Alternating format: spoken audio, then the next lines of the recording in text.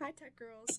This is Sarah Patrick, and this is my keynote speech from the Northeastern Maryland Technical Council's 2019 Visionary Awards.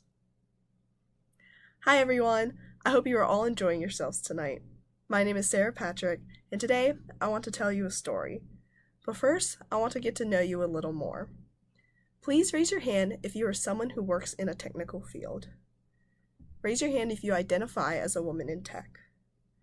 Now, raise your hand if you feel equally represented as a woman in tech. Take a look around. Did you see how many hands were raised before?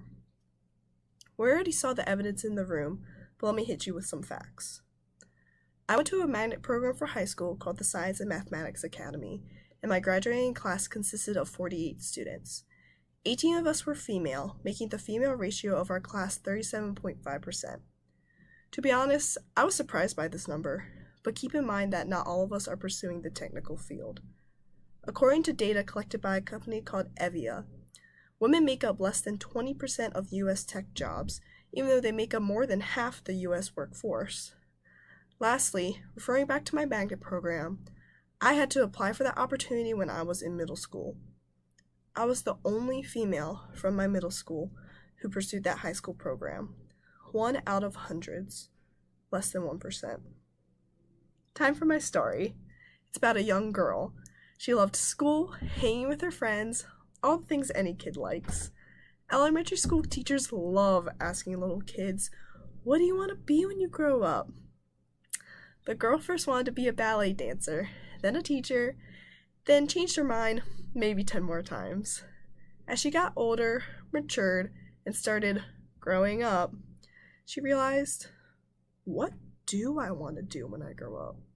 Like, a career? Picking a career? That is some crazy stuff. There are so many factors to it. Of course, you want to be able to financially support yourself, hopefully some pets, maybe even a family someday. But a career's like 40 years of your life, at least. That's a lot of pressure to make a decision that will affect basically your whole life. High school and college prepare you for your career, but how did you decide on what career you wanted to pursue before then? So, quick spoiler alert, that girl is me. Shocker, I know. Remember how I was the only girl from my middle school to go to the STEM magnet program? Why was I the only one? I'm very fortunate to have a family that supports everything I want to do. They wanted to show me all the different opportunities I could have, so they signed me up for every extracurricular you can imagine. I danced, played soccer and tennis, was in musical theater, played piano and cello, and went to various summer camps, which included some dedicated to STEM. Shout out to Surdex Summer Camp and gyms. At the time, they were just extra activities for me to go to.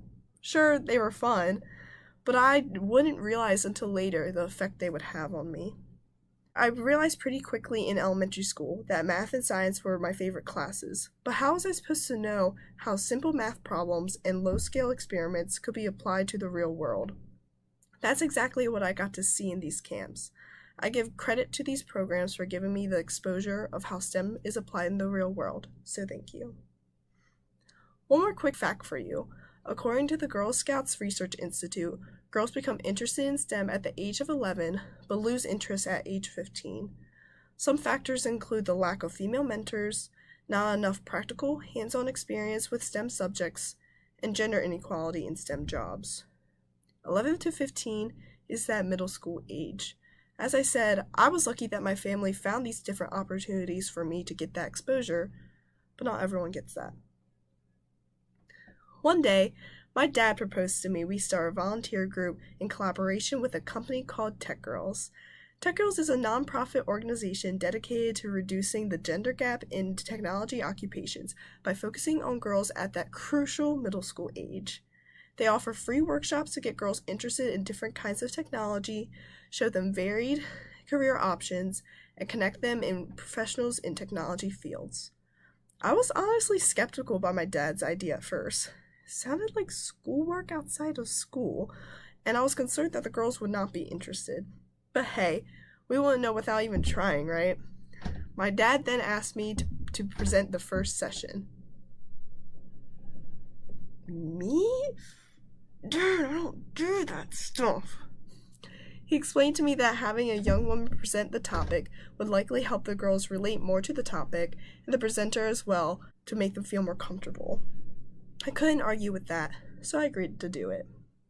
For the next month, I was preparing for our kickoff session called How to Create a Website Using WordPress. I felt a lot of pressure of making the first session at least good. In April of 2016, we held the first session at the Boys and Girls Club of Harford County in Aberdeen. I was shocked by the success we had. These girls had no fear of the technology after being introduced to it and saw all the possibilities it had.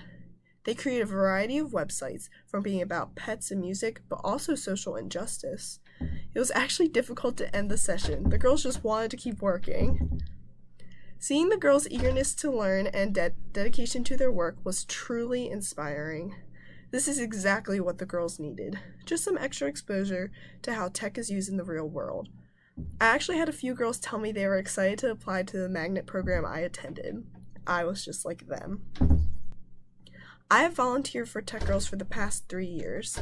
My volunteer group, who consists of several professional women from Data System Analysts Incorporated, have taken these workshops by TechGirlz and run them for the girls at multiple Boys and Girls Clubs locations at least once a month. Seeing the passion from the other women I work alongside for their work as well as their volunteering with the girls really showed me how rewarding it is to be a hard-working woman in tech. I knew that volunteering tends to give you a feeling of fulfillment, but I didn't realize the impact working with these girls would have on me. Before TechGirlz, I was still that little girl confused on what I wanted to be when I grew up. By working to inspire them to pursue tech, it inspired me as well. I have grown so much and have developed a newfound confidence for giving talks, volunteering, and being a woman in tech. I am now a freshman at the University of Maryland College Park, excited to be pursuing a degree in information science. Although I am now away at college, I still try to come to as many TechGirlz events as I can since they are so important to these girls and because I just genuinely enjoy working with them. TechGirlz is doing exactly what we need to get more women in tech, giving girls the exposure of how exciting technology is at a younger age when they are figuring out what they want to do. So this is my call to action. Come out and volunteer to help the girls, the current volunteers, and future employers who will get these valuable assets to help build great things. I'm hopeful we can continue to hold these workshops for the girls, tell others about them, and get more girls and volunteers involved. If you have any interest to volunteer with us, help take action to inspire more young women, or even just ask me some questions, please don't hesitate to come talk to me. I am proud to be a woman in technology, a woman passionate about technology, a woman hoping to empower other women, a woman wanting to inspire others. Thank you.